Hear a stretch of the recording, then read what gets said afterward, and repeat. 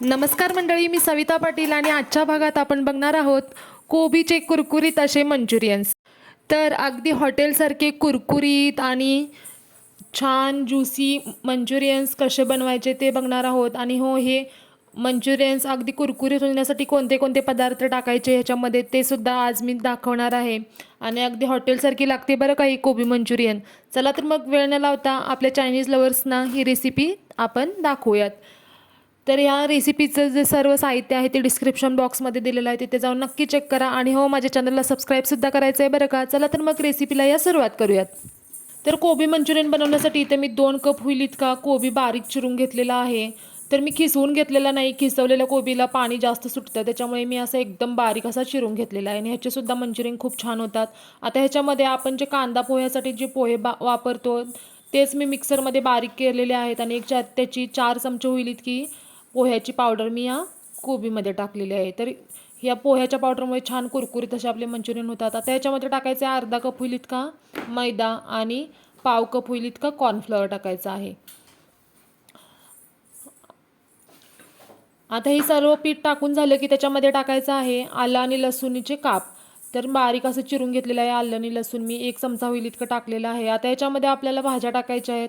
आवडत असतील तर टाका, नाही टाकले तरीसुद्धा चालतील. तर ह्याच्यामध्ये मी 1 शिमला मिरच बारीक चिरून टाकलेली आहे, 1 कांदा टाकलेला आहे आणि कांद्याची पातसुद्धा टाकलेली आहे. आता चवीनुसार मीठ टाकायचं आहे, 1 चमचा चिली सॉस टाकायचा आहे आणि 1 चमचा होईल इतका सोया सॉससुद्धा मी याच्यामध्ये टाकलेला आहे. ना चव खूप छान येते, त्याच्यामुळे नक्की टाका ह्याच्यामध्ये सुद्धा. आता याच्यामध्ये मी फूड कलरचे लिक्विड फूड कलरचे 4 थेंब टाकलेले आहेत. ऑप्शनल आहे ना, रंग खूप छान येतो, टाकायचा असेल तर टाका, नाही तर स्किपसुद्धा करू शकता. आता ह्याला व्यवस्थित मिक्स करायचं आहे आणि आवश्यकतेनुसार थोडं थोडं पाणी टाकून हे मंचुरियनचं जे पीठ आपल्याला आहे ते मळून घ्यायचं आहे. तर अगदी थोडंसं पाणी वापरून मी हे मंचुरियनचं पीठ मी मळून घेतलेलं आहे, घट्टसर असं पाहू शकताय. आता हाताला तेल लावायचं आहे आणि मंचुरियनचे छोटे छोटे लिंबू आकाराचे आपल्याला बॉल्स बनवून घ्यायचे आहेत. तर अशा प्रकारे हे मंचुरियनचे सर्व बॉल मी बनवून घेतलेले आहेत. आता अगदी कडकडीत गरम तेलामध्ये आपल्याला हे मंचुरियनचे बॉल आपल्याला तळून घ्यायचे आहेत. तर टाकल्या लगेचच हलवू नका, 1-2 मिनटानंतर बघा सहजरित्या ते कढईमधून निघतात. अशा प्रकारे आपले मंचुरियनचे बॉल आहेत ते छान कुरकुरीत असे अगदी 4 ते 5 मिनटात आपले तळून तयार होतात. तर कुरकुरीत असे हे मंचुरियनचे बॉल मी तळून घेतलेले आहेत आणि ते कढईमधून काढून घेतलेले आहेत. हे सुकेसुद्धा खूप छान लागतात, भज्यासारखे सुद्धा खाऊ शकता तुम्ही. आता आपल्याला ह्याच्या सॉसची तयारी करायची आहे. तर त्यासाठी इथे 1-2 चमचे कॉर्नफ्लॉवर घेतलेला आहे मी आणि त्याच्यामध्ये 1 वाटीभर होईल इतकं पाणी टाकून ह्याची स्लरी बनवून घेतलेली आहे.